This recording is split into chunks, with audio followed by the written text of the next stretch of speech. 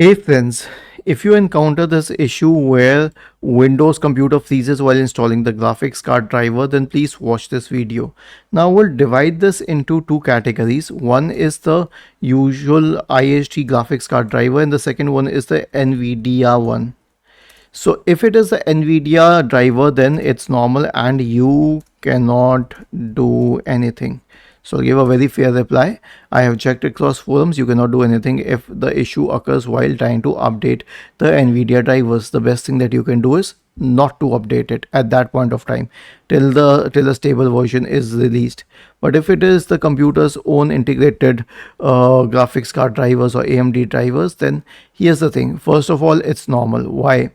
Because the graphics card drivers manage the graphics of your system. It manages the display of your system, and if you are installing them, then it may appear that the display is freezing and you may feel that the computer is freezing.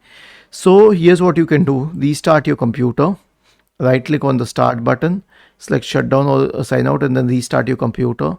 And then you can perform a clean boot. Why?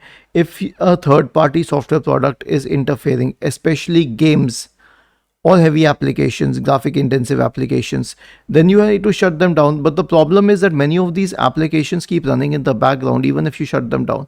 So to isolate this probability, you can reboot your system in the clean boot state. Search for system configuration in the Windows search bar and open system configuration. Go to the services tab.